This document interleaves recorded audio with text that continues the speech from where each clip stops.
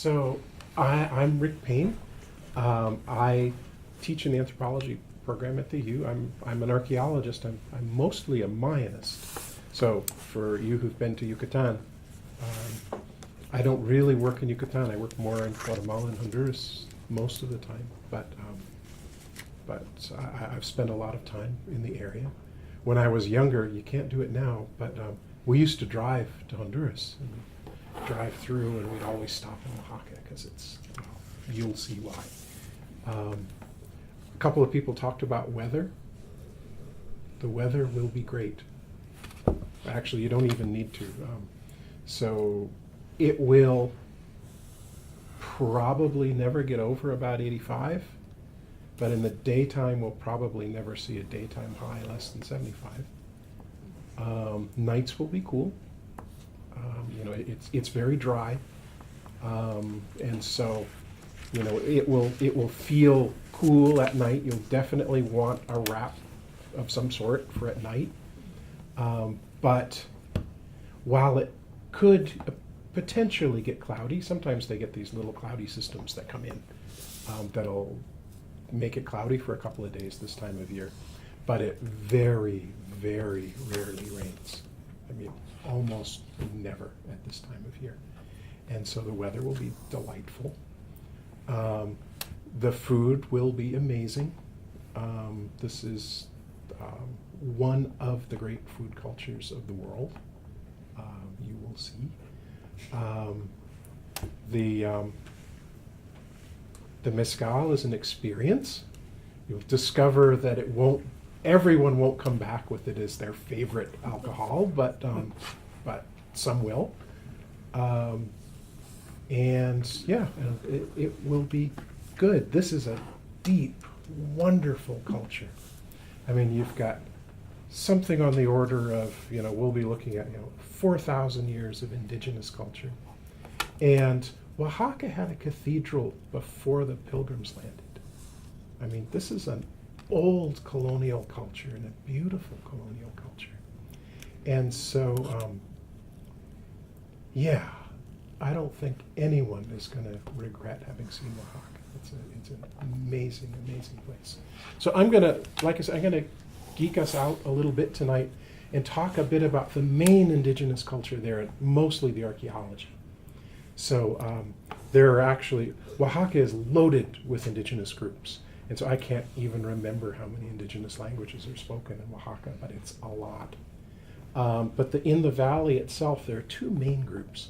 There are the Zapotecs, who are the big one, and the one that most of the archaeology comes from. And then there are the Mixtecs, who came to the area later, got to take over in some ways in the area during the time when the Aztecs were kind of dominating everybody in the space, and are still there. But the Zapotecs are really the main indigenous culture of the area, and so I'm gonna kind of focus on those tonight. That said, if a picture or anything raises something else in your brains that you'd want to hear about, just ask. I would rather have a conversation than just listen to my own head roar for an hour. So by all means. So anyway, for those who pretended they didn't know where it was, if you think of Mexico as a gigantic bow tie, then Oaxaca is basically in the knot. So it's right here. This is the Isthmus of Tehuantepec, and the Oaxaca Valley is right down in here. It's high. It's a little bit higher than here, so it's somewhere between 4,500 and more like 5,500 feet, which means that the climate is pretty darn glorious all the time. So there is, with some of these trips, we have to think about when the right time is to go with weather. There is no wrong time in Oaxaca. And New Year's time is, like I said, the temperature will be comfortable. It will be dry. It might get cloudy a little bit, but I will be really shocked if it rains. It's the surroundings will look, the natural surroundings will look pretty familiar to Utahns. So it's a semi-arid, hilly kind of space. You get out into, if you can find them, valleys in Utah where you don't see a lot of where there isn't a lot of irrigation. That's what Oaxaca looks like.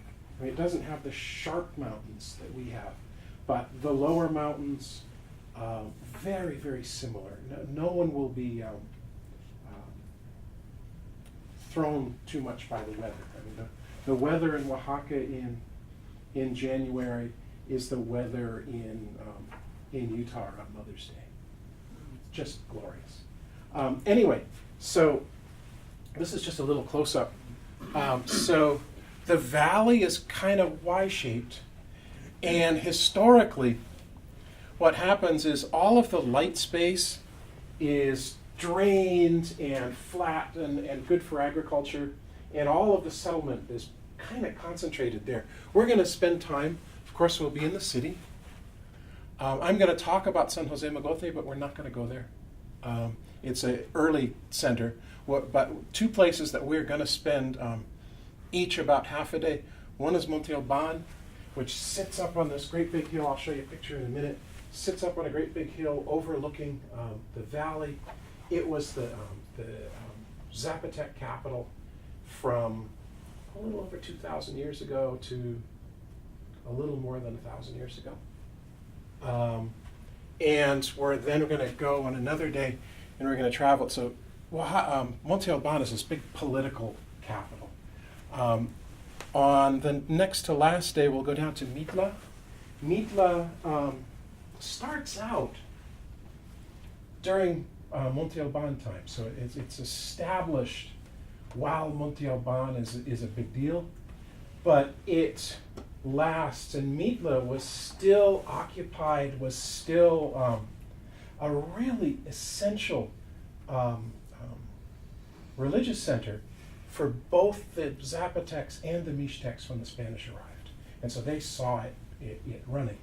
And so we'll spend a morning at Mitla. And those will be the kind of big archaeological things we're going to do. So anyway, so just a little time stuff. So the Monte Alban, can anybody see that? So this is 700 AD.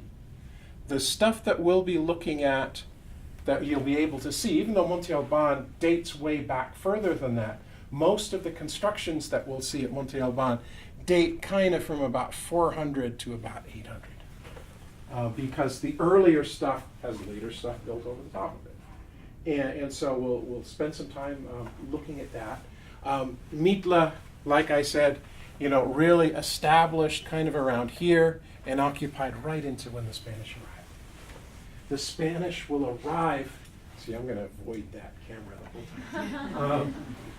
The Spanish will arrive in Oaxaca around 1524 and establish a permanent presence in Oaxaca around 1524. Oaxaca, the first Spanish who settled there were under orders from Hernan Cortes, who was running New Spain at that point. And they set up a town. They called it Antequera. And they started building. So in 1525 or so, they started their cathedral. Cortes was unhappy with this because they were getting goodies and he wanted them. And so he had Charles V, the King of Spain, grant all of the land in the Oaxaca Valley to him. And so he became the Marquis of the Oaxaca Valley. And he never went there. never once. He never traveled there. He owned a house there, but he never traveled there. But he fought with the people who controlled Antequera for a number of years before he finally kind of was victorious. But in all of that time, the city itself is growing, so that by the 1570s, it has a number of churches. The valley has a bunch more.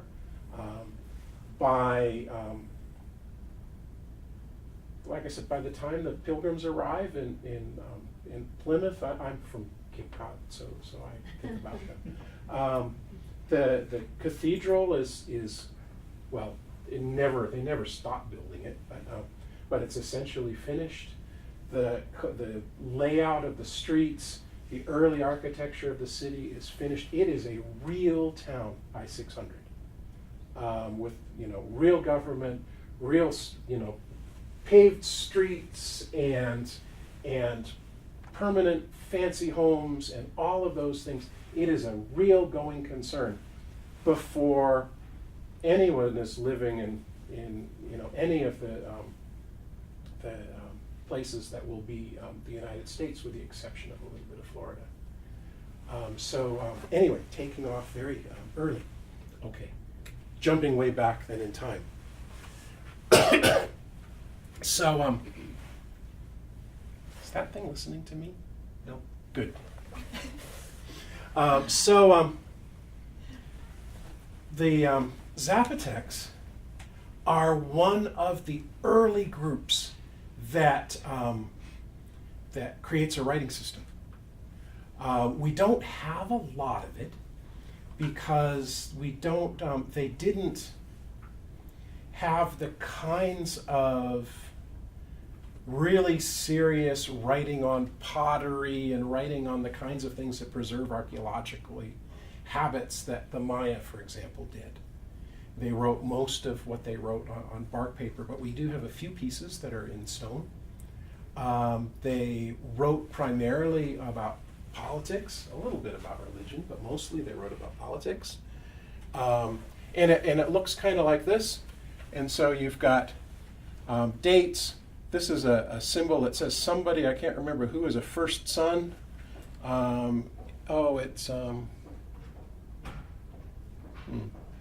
Doesn't look right. Anyway, so we've got a dated inscription and a person who appears to be the number 6, but I thought he should be the number 8.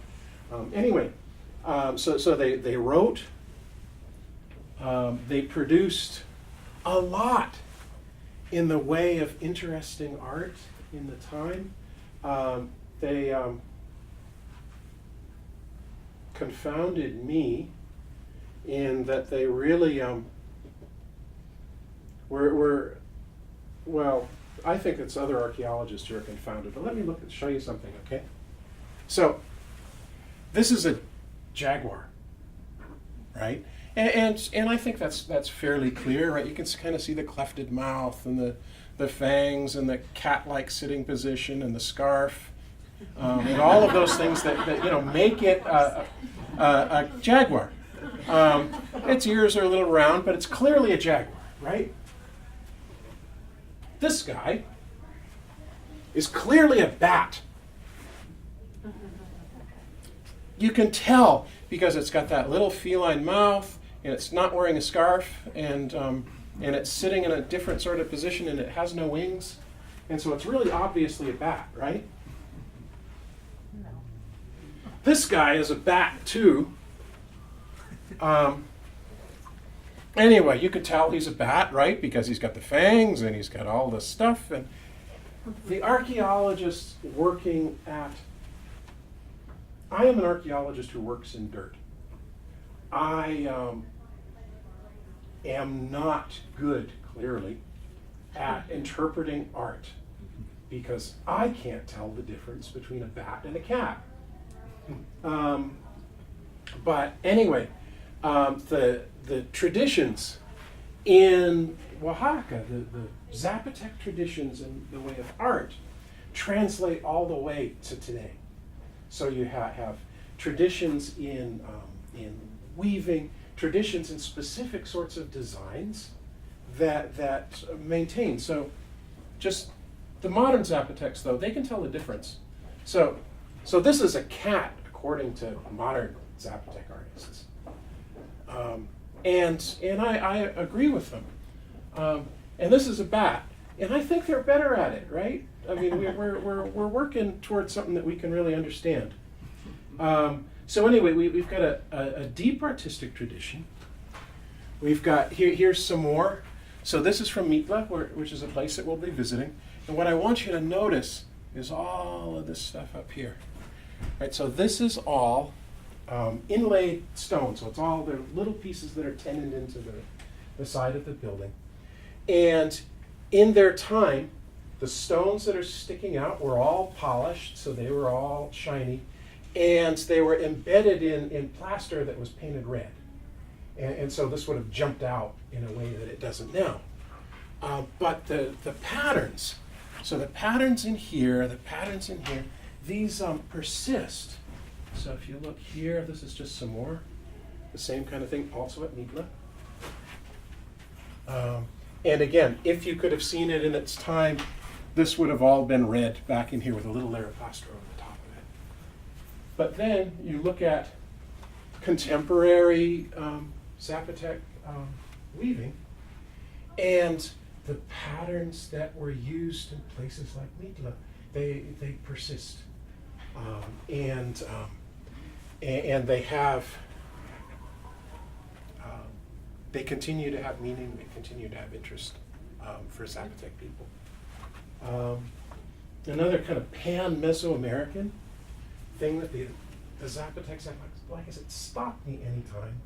I'm sort of mixing myself up because I want to talk about the trip, but I also want to talk about the academic stuff. And so I keep jumping back and forth. Slow me down. So anyway, a big thing that we will visit and we'll talk about is the ball game. So this is the ball court at Monte Alban. It is probably twice as long as this room, to give you an idea.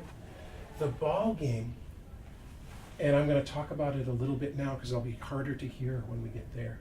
I'll tell you the same story when we get there. But the ball game is something that was played everywhere in Mesoamerica. It was extremely rough. So Mesoamerican people invented the rubber ball. It was made out of latex. It was gathered from trees in the lowlands. But the ball game was played with a rubber ball about this size, solid rubber ball. So it would have had weight like a bowling ball. And it would bounce, but not well. So if you took a rubber ball like this and dropped it from here, the first bounce it would kind of get to here, and by about 4 bounces it would have stopped. But it had real ability to bounce. And like I said, it's a hard, heavy thing.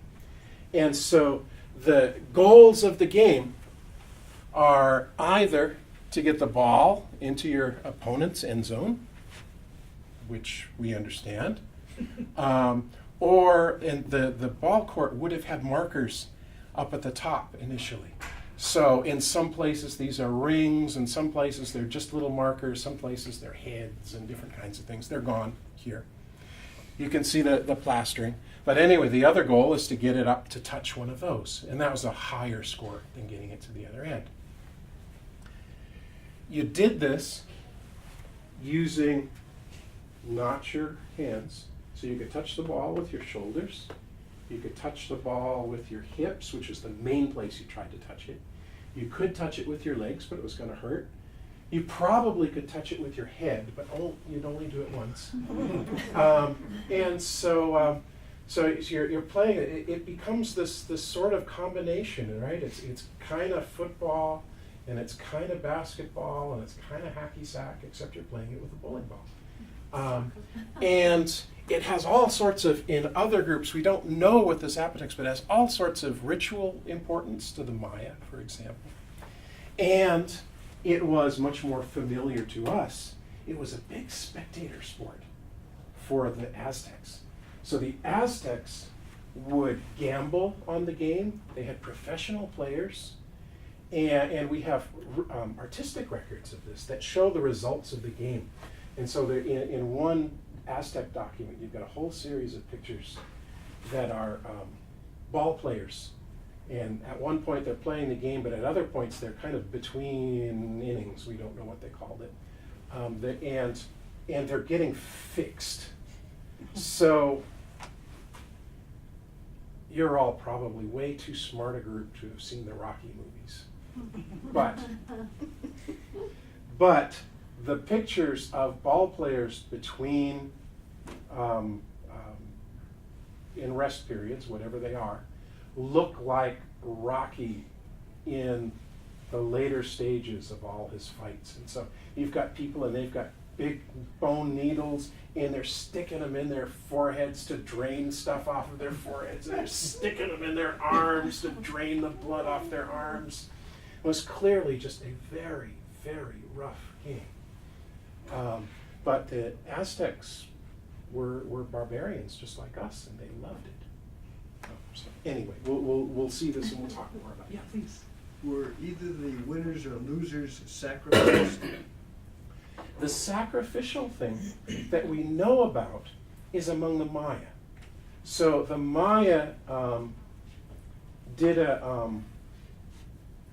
They turned the game into kind of a religious pageant where they would play with, they'd bring in captured enemies and they'd dress them up to reenact a story. And I'm going to save it so I have something to talk about when we're there. But they brought them in, they dressed them up as participants in this story. And they were, the game was not, we don't think, competitive at that point. The sides were basically, they were more actors than they were playing the game. And so, you know, you might, for example, it's been theorized, you might have gotten the ruler down there to play or to look like he was playing against these other people. And so there, that ended up in sacrifice.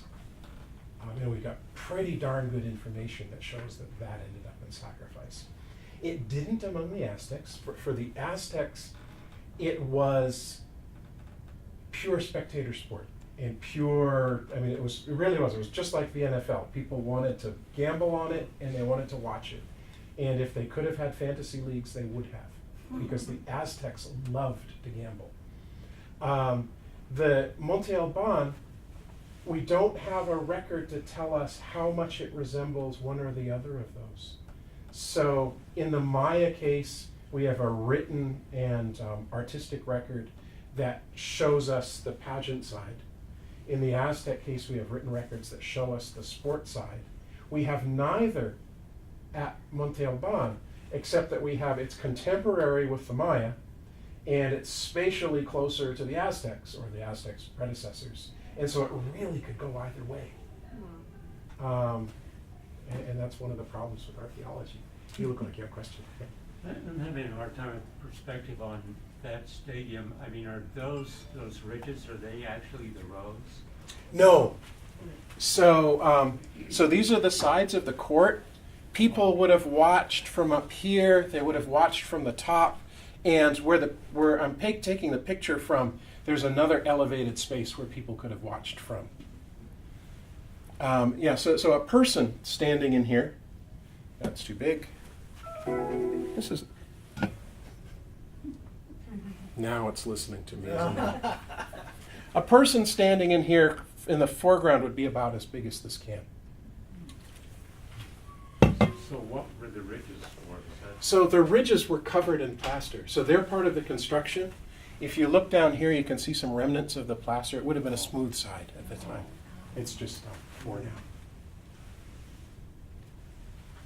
out. You have a long...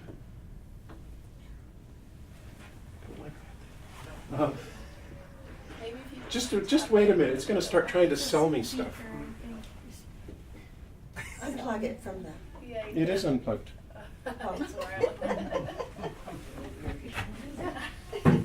Alexa, go shopping.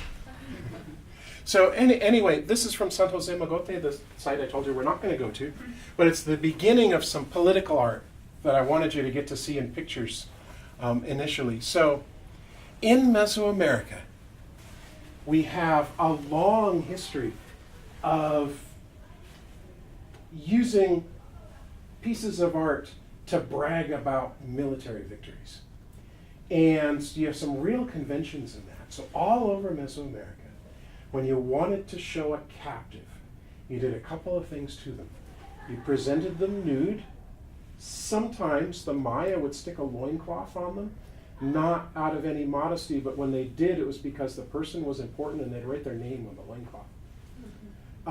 But for the most part, they're presented nude. They're very often presented trussed, and so they'll have their arms tied behind their backs, and they're overwhelmingly have unhappy looks on their faces. This guy, so this is a drawing of this. The drawing is just easier to see. But the important parts of it, you've got the kind of miserable looking face.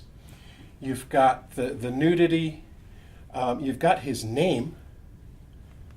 And the other thing that you've got is this lovely little flowery design here, which looks very pretty, except that in combination with other pieces that look similar, it appears to be that he's being disemboweled. And we find in the Oaxaca Valley, we find lots of cases of that to enemies. Anyway, this early stuff, the stuff at San Jose Mogote, and the stuff I'm going to show you first in here, it's about individuals, and so it's about capturing individual people who may be political enemies. They may be the head men of close by local communities, but they're really presented as individuals. Later it changes. So anyway, here we are at Monte Alban. You can see that it's hard to tell about the hill except for the color change. So the color change sort of shows you the distance, and so you're sitting way up on top of this hill. And this is the big central plaza. But anyway, the next couple of pictures I'm going to show you are right down here. That's what I wanted you to note. So they're down here, and we're gonna walk over there and look at these now. So it's a whole series. They look a lot like the one I just showed you, except they're 300 years or so newer, 400 years newer. And they've got the same idea. So they're all nude. They've all got really unhappy looks on their faces. Their arms are in funny positions. Their legs are in funny positions. And they got that flowery mess coming out of their bellies. When they first started excavating these in the 1920s, they, with no other information, the man who did the initial excavations thought they might look like dancers. And so they have remained the danzantes ever since. But they're not. These are guys who are way too unhappy to be dancing. Here's another one, other good things that the Maya did to their friends.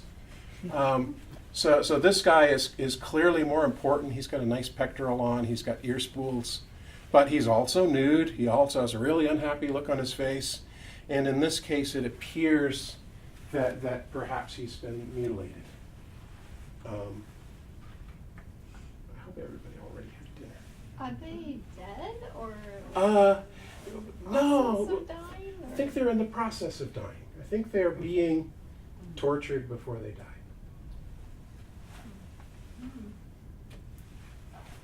And this is just to give you an idea. So that building that I showed you, they've pulled a few of them outside, but there's a building inside that building that's just covered with these guys. Just one after another, all looking just a little different from each other, all looking like they're probably portraits of captured enemies. Okay. I'm going to move a little bit ahead in time.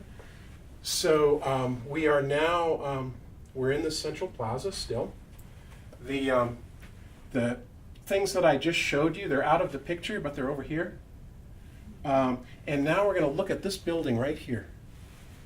So at Monte Alban, like places all over Mesoamerica, they paid a huge amount of attention to the orientation of buildings. People all over Mesoamerica ascribed spiritual importance to the cardinal directions and the center. And at various sites, they all reckoned north, south, east, and west very, very consistently internally, though not always between sites. So, Teotihuacan has its own idea of north, but it works perfectly along it. Tikal has its own idea of north, and it works beautifully on it, but it's different than Tikal's and than Teotihuacan's idea of north. Monte Alban has its own idea of north. It treats it very, very carefully, but it's a little bit different too. It's just a little bit off, and so there are different ideas about how people are measuring north. But this particular building is the one that messes it up. So everything else is sitting up here like this perfectly, and this one building goes like this. And the people who excavated it, they think it looks like an arrowhead from the top. I think it looks more like home plate from the top, so it's got that kind of shape to it. But it's also, like the other one, it's covered in little inscriptions that appear to have to do with war. So here's a close-up of one. You can't see it very well, but I'll give you another slide in a second that'll show it better. But you can see there's a little design right here that we'll talk about. And you can see, I hope, that there's a head that's upside down on this one here. Here's a colorized version of the same thing. And this is what they look like. So it's actually a piece of writing. And so this is what's referred to as a hillglyph. And it represents place. So most any place you want to talk about, you're referring to it with a hillglyph. And a lot of the place names in the area, they follow that. And so they give it a name that, instead of adding ton to the end of things, they add a symbol for hill. So this is so the red part is generic. The little wings are also generic. And then up above, you have a symbol that changes with every one of these. There are something like 80 of these on this building.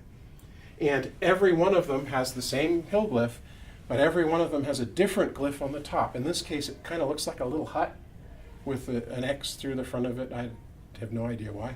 But anyway, so you've got this little hut. You have different ones. So there's one with a bird on it. There's one with rushes on it. There are all sorts of different ones. And those seem to represent individual places. So you combine the two of them together, and you get the name of a place. So we're not talking about individual people anymore. We're talking about places. And then about half of them have this little bandit on the bottom of them, this little cartoon robber. And he's always upside down. He always has interesting things done around his hat and his hair, but he's always in the same position. And what the people who work with this specifically think is going on is this is the difference between a place that Monte Alban physically conquered and a place that Monte Alban bullied into paying it tribute. So if it doesn't have the little head, the idea is that they're paying tribute. One might use the word willingly, but that would be completely inappropriate. And the ones with the head turned over, these are ones that Monte Alban actually had to kill. A little bit more on the inscription stuff. So what we're looking at here is the inauguration of an individual. His name is 12 Jaguar. And so his name is over here. So this is the two bars and the two dots are the number 12. And his little face is here. Why he isn't 12 Bat, I have no idea. But anyway, he's here. And he's also over here. Sorry, I'm trying not to be in everybody's way.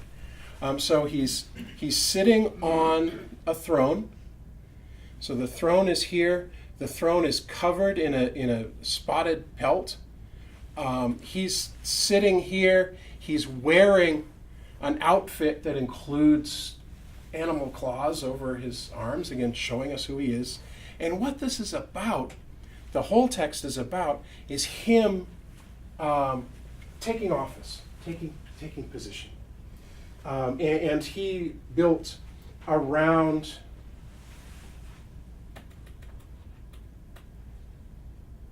you can't see it very well there, sorry. I thought you'd be able to see the building better. There we go. So each of the corners of this platform has a set of these inscriptions around it. And outside of that, there's a little offering box in the ground that had goodies in it. And they're all about him having, celebrating being put in position. And I want to show you another one that you can't see. Oh, I don't have it. I thought I did. I'm so sorry. Just have to tell you about it.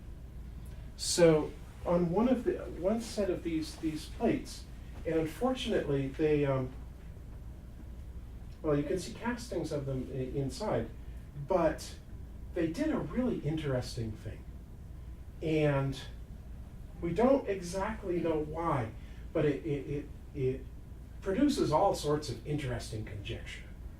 So on one of those big plates that's celebrating 12 Jaguars inauguration, you have the front of it is all about him, and then the sides of it have stories of visitors. And these visitors are named. They tell us where they're from. They show us their journey. So they're journeying from Teotihuacan, which is just north of Mexico City, and they're traveling down to here in order to watch 12 Jaguar get inaugurated. But they're on the sides of these stones, and so presumably at some point people could see those, and maybe during the inauguration they were celebrating the arrival of these guys who are clearly very important. But then they took these stones and they plastered them into the sides of the buildings, and they made these very important visitors disappear. And we're going to drink a lot of mezcal. I'll have a different theory for this after every glass. But it's just an odd thing, just to be aware of as we're looking around here. Okay. This is a little palace. It's right by the parking lot as you pull into Montealban. And the thing that's interesting with it, so the way it's set up, it all sits on a big mound. You climb in, you go through a big doorway, and you enter a little courtyard. And the rooms are all around the edges. The walls are made of stone, such as they are. But the part that I want you to see now, because you can't see it while you're there, though when we go to the museum you'll see things that came out of these, is the tomb. So this is a tomb. You can see there's a space here, and the tomb is underneath this room. But the thing about this tomb, again, the people who did the excavations have some ideas. I'm going to save some. But anyway, the tomb, which is cut into bedrock, so it's completely carved out of bedrock. Inside, it's also gloriously painted and was full of, several people and different kinds of things. But what they did was they created the tomb, and then they built a house over the top of it afterward. And so what we don't know, and we don't know this for different reasons, one of which is when the Mixtecs came in, they thought these ancient tombs were great places to loot and then to bury more people. And so they're full of, these tombs often have people in them who didn't die for 400 years after the tomb was first used. But we don't know if this, you dug your tomb in preparation as you were building your home, whether you built your home over the top of a particularly revered ancestor's tomb, this part we don't know. But the history of construction is just sort of fascinating. Okay, this is what one of those tombs, this isn't the same one, but what one of those tombs looks like inside. So they're very elaborately painted. You've got, this is a sky symbol up here, but you've got all of these people. They actually, the interpretation on the part of the excavators here is that these are people who are visiting the tomb after the person is dead. So they're going to visit Grandpa's tomb, and they're going down inside, and the tombs were built such that you had this kind of easy access in and out of them after people are gone, which is very different than our view, because we can go into a mausoleum, but the people are still behind stone or inside something. Where here, the individuals in the tomb, there they are, hi Grandpa. And so, sorry, am I going too slowly? No, they just have theater tickets, right? So, you. Yeah, Oh, no, but feel we'll free. walk out on you, but Yeah, it's, feel free. we have Pioneer Theater tickets at 7, so. Oh, that's nice. We'll slip out. Sure. Excuse me. Yeah. No, We were I was, just I, saying that's fine. Sorry. I was just afraid I was No, boring no, you no, to death. Not at all. No. We're just signaling. Is that tomb that color, or is this illustrated to? No, that's the real So color. it still is that color now? Yeah, well, now I should hesitate here. I have only seen the tomb materials inside the museum. I have never been inside the tomb. And so it may not be this color today. It was this color when they excavated it. Wow. Sorry, yes? Is Grandpa just a skeleton, or is it preserved in some fashion? Depends on how long you've been there. So they wound up skeletons. So they weren't embalmed in a way that kept them for long periods of time. But you should note that this is a very dry place, and they would have been pretty well protected in there. So they probably would have looked like Grandpa for quite a long time. They would have finally wound up skeletons, but they would have looked like Grandpa for a long time. Maybe a generation.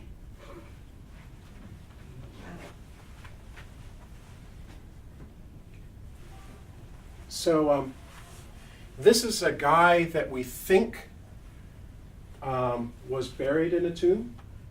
So they used to think that this was a god, but they started looking at these things much more carefully over the course of time. And one of the things that they realized was overwhelmingly, when they find these funerary effigies like this, they're all wearing masks. So if you look really carefully, you can see the outlines of his mouth and the outlines of his eyes and the outlines of the edge. He's wearing a mask. And so this is a man who, in these pieces of art, you never see their real faces. You only see the mask over the top. But this guy, who they think was a ruler, buried in one of these very elaborate tombs, and he is taking on one of those important roles that clearly exists at Monte Alban as of rulers, which he's showing us what a warrior he is, right? So he's sitting here, he's carrying a club, he's got a trophy head in his hand, his arms and his legs are covered in Band-Aids, he's wearing this big fancy hat, and he's showing himself as a dangerous man. And this is one important role that they seem to have had. Here's a different one. Same kind of idea. So this is another of these funerary effigies.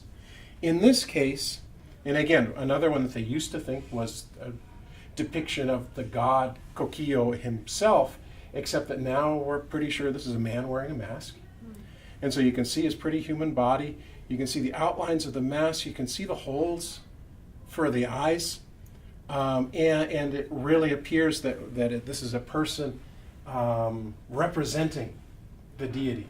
Yes, please. What size is this? Is it This life guy's size? no, it's about this big. Actually, yeah, I guess the on this screen it's only a little bit bigger than life size.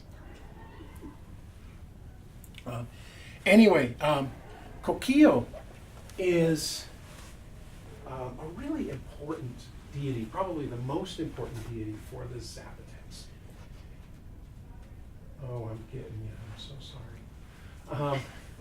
Anyway, he represents he represents rainfall and thunder and lightning, and he is for noble Zapotecs, and this is a place where the whole ancestry of people at the top and everybody else is utterly different.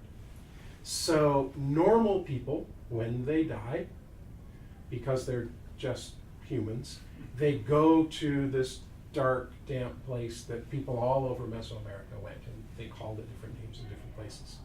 Noble Zapotecs contained an essence. They called it being, that they became.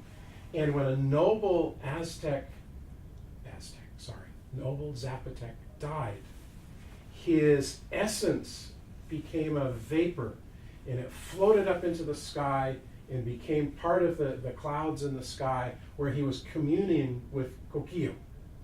And these ancestors, who the Zapotecs called cloud people, and you'll see in references, you'll see all Aztecs referred to as the cloud people, which is really wrong. It's only the people at the top who are the cloud people. But they could be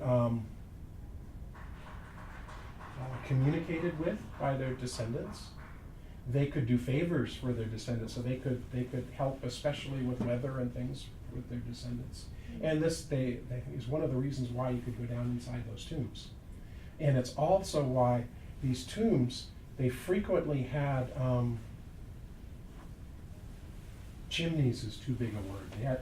They had holes. Vents, thank you, vent is perfect.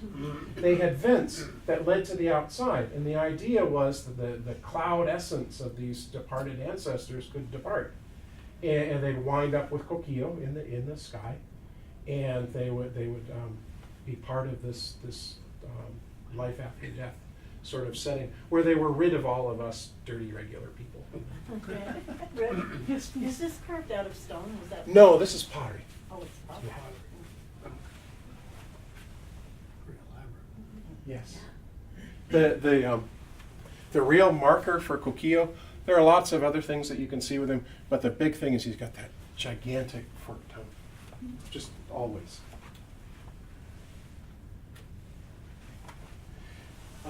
This is another piece from one of the tombs.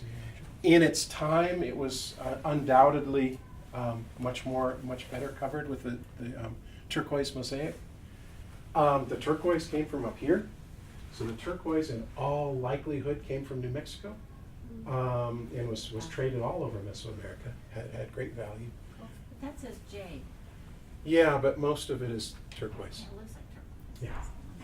Yeah.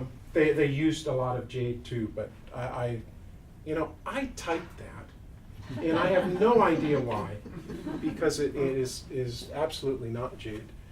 Some of the pieces on the side maybe. Where would the jade have come from? So the jade came from, there's a river that runs along the border of Honduras and Guatemala called the Motagua. And the only place where you have jade deposits anywhere in any kind of range from here is a series of deposits in the Motagua Valley. Jade was incredibly valuable to all of the people in Mesoamerica. They had a great appreciation for the color green, and so they liked green obsidian for tools where they could get it. There was a source of green obsidian north of Mexico City. They liked jade. They liked green tropical bird feathers. All of these things had enormous value all over Mesoamerica, and so green was a big deal. You look like you have a question. No? Oh, okay. Continuing thing. So one of the places where we see very clearly aspects of Zapotec culture. Forgive us. we'll see you soon.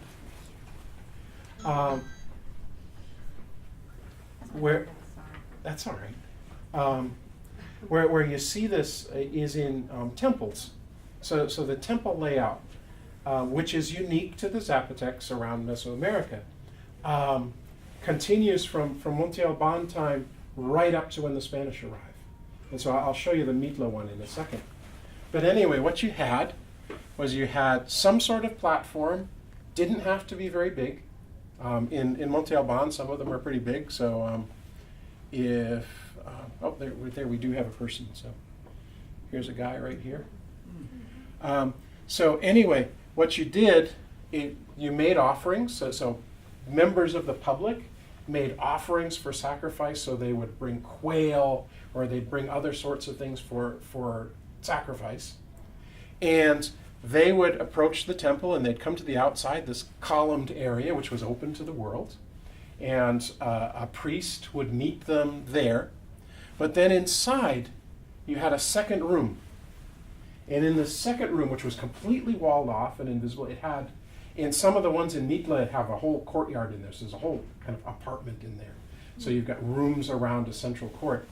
But in contact time, when the Spanish arrived, the priests lived inside these second rooms in these temples, and they never left. So they were inside these things all the time. It was where they lived.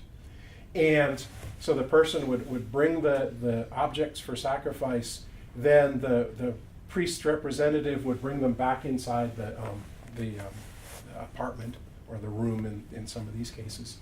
And the sacrifices would be performed back there outside of view of anybody else. And this was just the way it was done. So here's Mitla. So this is the same kind of idea. So you've got a little platform, not that high in this case. You go up here. The front is the sort of open-ish space. That's where the columns are. And behind that, you've got this whole secondary set of rooms. There are several of these there. See, my phone's doing it too. Inside at Mitla, in some cases, you've got some preserved painted art. And you have, I started showing you all of these other pieces. The other thing that happened at Mitla, that happened all over Oaxaca and all over Mexico and Central America, is the Spanish in the 16th century recognized the power that important religious sites had. And so one of the things that they did was they made a big habit of taking these religious sites and plunking churches on top of them. And so sometimes they would use the mound, so that they take the pyramid down part way. They'd use the stones from the pyramid to build the church, but the church would sit up on what looks like a nice, neat little hill, but it's actually a pyramid. Or they just, if it was lower, they just build right over the spot. And so this is happening. We're actually standing in one courtyard of one of these temples, looking across at another one. But they built, at Mitla, they actually built a chapel and a church separately on top of two of these religious structures, because they recognized the real religious importance that Mitla held, and they wanted to use it. They wanted to use the religious power that already held to help them turn it into something in the religion that they were bringing to the space. These are just a couple. Whoops. I guess that's it. So anyway, the culture of Mesoamerica, broadly speaking, ends in the 1520s. So, but it doesn't really. What it does is it becomes something new. So you have all of these language groups, you have all of these deep traditions, and the Spanish try to build something over top. So they want to convert, so they see as their responsibility to save the souls of these indigenous people while they're enslaving them and taking everything that they own. And it actually, it's interesting. It is more of a moral battle in Spain and in the colonies than you might think. And so you have a lot of people, including people in the clergy, who were very concerned about the way the Spanish were inflicting themselves on newer peoples, including in Oaxaca. And so you have people who are writing diatribes about creating indigenous rights, respecting indigenous territory, not respecting the religion, but the other things. You have others who see the indigenous people purely as a source of wealth. But even they have to outwardly show a responsibility. And so there are all of these documents from the 16th and 17th centuries about the treatment of indigenous people. It's actually, like I said, it's a much more morally complex, ethically complex time than you might expect it to have been. It takes 400 years, we're going to go really fast with this, it takes about 300 years for Mexico to rid itself of Spain. During that time, you have this great social hierarchy designed, among other things, to protect the rights of Spaniards, but also to guarantee the economic pathways for goods. So monopolies set up within the country, within the colony, rules about export, rules about who could hold government positions, and all of these things. It creates this very caste-like structure that lasts really lasts until about the 1820s. Mexico gets, like I said, steps back from Spain. The time from the 1820s up through the American Civil War is a really ugly, difficult time for Mexico. It is controlled by various other groups. You have monarchists who want to tie it to the Bourbon family. You have just this tremendous internal conflict. For indigenous peoples, this is just, they're just the bottom of the social structure through all of this. The next point where things change, though, is in the 1920s, where you get the Mexican Revolution.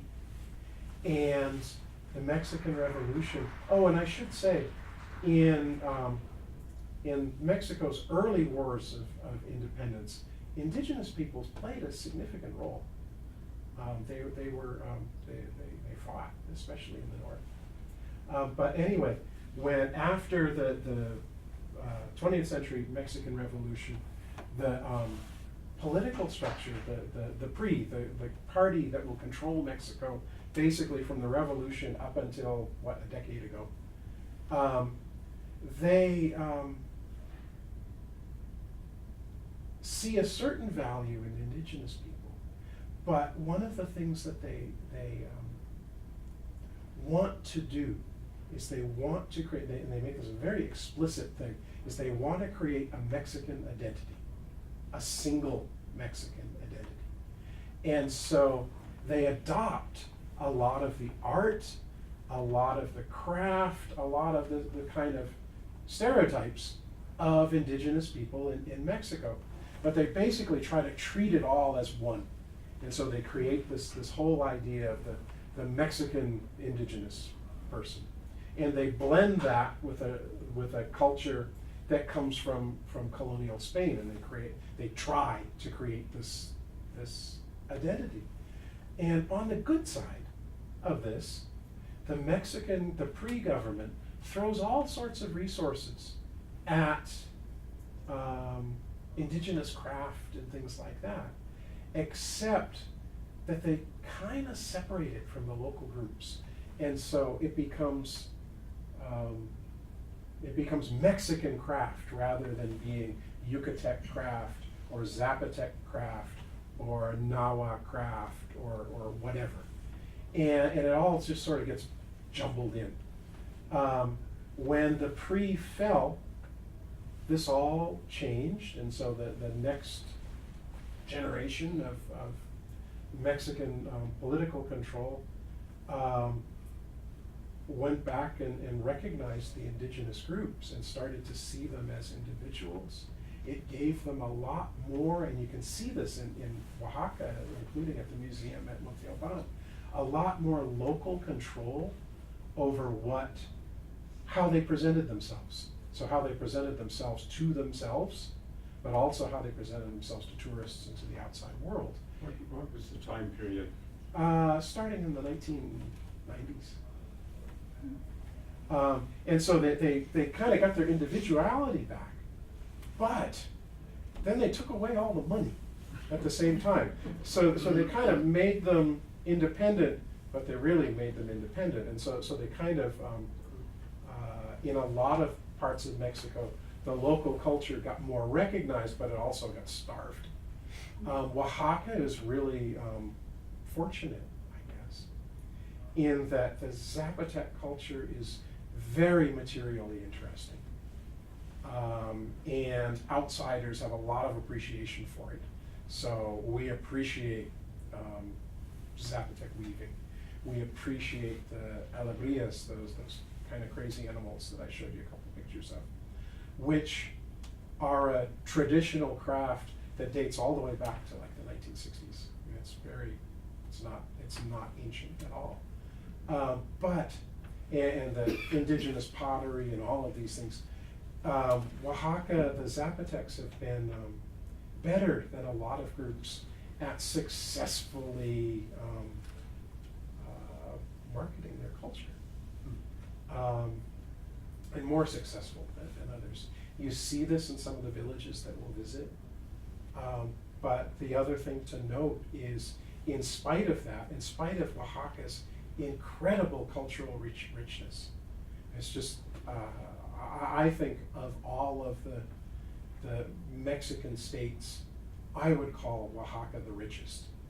But it's also materially, economically, it's one of the couple poorest. And actually, the one that it shares the title with of poorest is the other one that I would call culturally the richest, which is Chiapas. So they're culturally rich, but they're materially poor. And that's just something that we'll come to see as we travel around. Ask me stuff. How clearly do the indigenous people identify themselves as opposed to other people around them? Pretty clearly. So you get out of the city, and in a lot of the towns, the first language is Zapotec.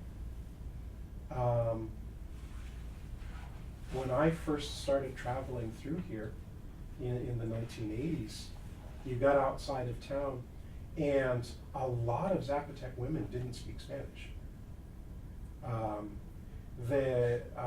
In terms of, they maintain a lot of traditional organization.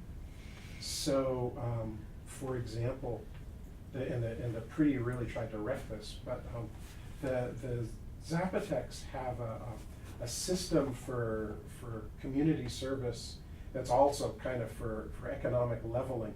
That is what anthropologists would call a cargo system. And basically what it means is to gain respect in a Zapotec town, you fulfilled a series of community roles. You took care of the clothing for the saint figure that is in the church. You ran a fiesta for a certain saint. You did these different kinds of things. And on the one hand, they gained you a lot of respect, but on the other, they're tremendously expensive to do. So you have to feed people, you have to employ people, you have to do all these things. And so they level the playing field to some extent. In the 70s or so, one of the things that really became clear is that some people were really manipulating that. And so you had a sort of, in a lot of these Zapotec towns, you had a growing merchant class, and they were using their influence to keep down the competition. And the way they were doing it was whenever someone kind of showed signs that they were starting to gain economically and start to challenge them economically, the local council of people who were already in position would appoint them to a cargo and flatten them. You know, they'd put them into debt. And this was being used as a means, like I said, to sort of maintain status quo rather than being a means to level. And so the Mexican government, or the Oaxaca state government, tried to step in on this, and they eliminated a lot of the traditional cargo positions. But one of the things that's happened over time is now you have people who it's become their jobs to run much more sort of civic institutions, but they're performing just like the cargos did before. And it's alongside that, you have this really interesting system for it's really for savings. And so it's called Huelahuetza. And what it is it's officially among families, but it's really managed by women. And it's a system of lending. And so what you'll do is, at some point when you are feeling rich, you'll lend your neighbors things. So you'll lend them a turkey, you'll lend them 5 turkeys, you'll lend them a pig. And when you lend it, they're gonna keep it and they're gonna butcher it, they're gonna do whatever they're gonna do with it. But everybody is keeping track.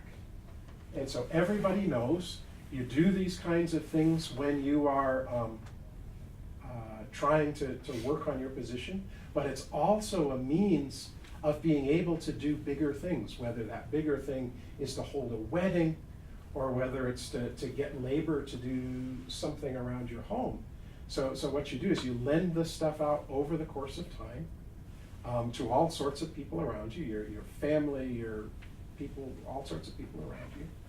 And you're doing it a little bit at a time. And people who've studied it have shown that in a lot of ways, in the short run, it's a real losing proposition, because what people will do is they'll grow a turkey or a pig and they'll lend it off, but growing the turkey or the pig costs more than buying it. But they'll lend all of these things out. And so some families, when they're getting ready, like if they've got a son who's coming to the age to get married, they might have animals and things like that lent out all over the town, with the idea that when the time comes, they can call all of these debts in, and they can use them to put on a party, a wedding or whatever. And so, it's not costing all of those people outside them very much at that point. They've got to return the 2 turkeys or whatever that you lent them 7 years ago. But you put it all together, and all of a sudden, you're talking, 30 pigs and 100 turkeys, and the ability to really put on something big. They do the same thing with labor. So these are all very indigenous kinds of institutions that have hung on really well. Yeah, I'm curious about the Catholic religion in that part of the world. Has it taken on an indigenous flavor to it? Oh, yeah. Yeah. Yeah. Yeah, you see a lot of blending, so you see a lot of indigenous flavor in the services. I know more about that with the Highland Maya than I do with the Zapotecs. Yeah, you see it all over. I have a question. Please. Were the Zapotecs running alongside the Aztec Empire? Are they a subset? So of the Aztecs? they're a completely different cultural group. Okay. So they spoke a different language, they had a different basic culture. They were politically mostly independent. That when the Aztecs marched into Oaxaca, the Zapotecs basically said, yes, we'll pay you tribute, let's not fight. And so they paid tribute to the Aztecs, but they were But very retain their separate. identity. Maintained their identity. Yeah, and you know, and Mexico and Central America are very much that way. And so, you know, you've got a lot of common culture, so common ideas about what happens to you when you're dead, a lot of shared deities, shared food ideas, all sorts of things like that. But once you start looking carefully, they become quite different. And so, you know, this would be, if you took a Zapotec person to Europe, and I'm gonna get Christoph on this, and you showed him France and you showed him Germany, he'd think they looked a lot alike. If you ask Christoph, are they a lot alike, he'll probably say no. Well, gotcha.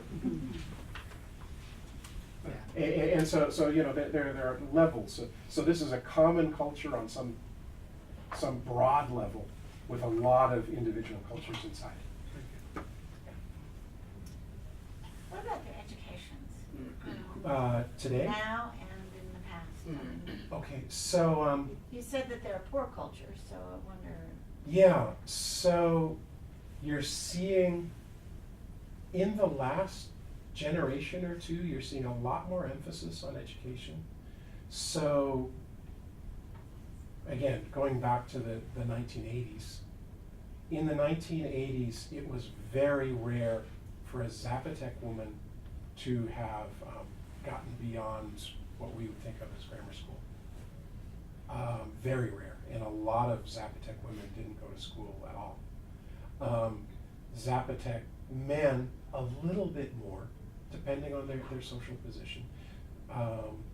And so, you know, it was more common for Zapotec boys to have a primary education at least. Today, you have a much higher proportion of Zapotec women who are completing secondary school. You know, I would, you know, this number is coming out of my hat, but I would say that it's upwards of half of Zapotec women in decent-sized towns that are completing, at the very least, primary school and often secondary school. And you have some women going to university. Similar jump for men, though really the big thing that's happened is, you know, men have moved a little bit, but women have moved further. And the same thing having to do with local politics and things like that. You're seeing a lot more women's involvement than you did, you know, a generation ago. Is this any more patriarchal or matriarchal society than others? It's still a pretty darn patriarchal society. Though, if you look carefully, it is the case in a lot of very patriarchal looking societies that women have more influence in the home than you might think than they appear on the outside too. And the other thing that's been very good for Zapotec women is the craft stuff. And so Zapotec women have a lot more, the rug weaving and things like that are, they're jobs that can be combined with traditional roles pretty successfully. And so you've seen the rise of women's cooperatives in weaving. You've seen and even more important, you've seen sort of just cooperation there, a lot of it family-based and things like that. But women are becoming more economically, still you wouldn't call it equal, but in a better position than they were a generation ago. Are there any men weavers? Yes. Yeah, so weaving in Oaxaca is very much both sexes. And actually more men weaving than women. But the other thing that's happening is a lot of the men, you know, they've switched out of other jobs into where they made money outside towards, you know, house-based weaving. And women have moved from not having any outside income at all toward the same kind of house-based for sale. That I assume is because of the tourism. tourism has a lot to do with it. The fact of the matter is that, you know, you can, there are a lot of places, especially here in the Southwest, there's a lot of export business of Zapotec weaving.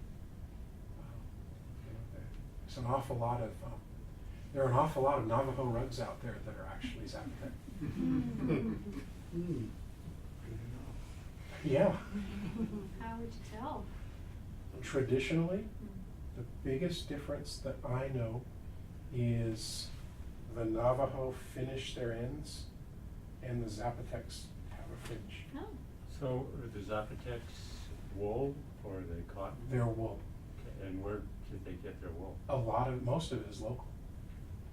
So the Zapotecs have another thing that's a real problem for them. So on the one hand, the Zapotecs will fully admit that they've made a lot of income over the years selling rugs to people who are going to market them as Navajo rugs. And they fully admit, they know that it's true. They're not doing it themselves, but they know that, you know, people come down from the States and they order up designs for, you know, in large quantities, and the designs are Navajo designs. And so they know that they're guilty of this kind of cultural theft, but they're having a terrible time with people in other parts of the world today starting to imitate their designs. And so you get people in India and South Asia who are weaving Zapotec designs, often in cotton rather than wool, but they're weaving them out there and selling them as Zapotec things. And so the Zapotecs, they've kind of been on both sides of this, which is interesting. Will we be visiting any schools or? No schools. I don't have good enough contacts to be able to visit schools without making people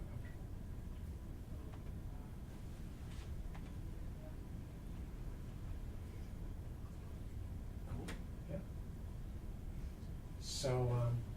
Yeah. So we'll see. It's on Monday night, back here. Things will be a lot more pleasant because Valerie will be here.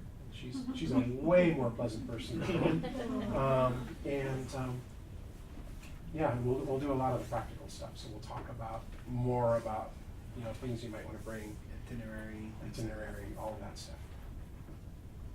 Cool. Well, thanks for coming, joining us tonight, and I learned a lot. Thank you, Rick. That was great. I want to go. Just from that angle, and I say. Can you get us one of those rubber balls? Do we have a physician on the trip? Yeah, no.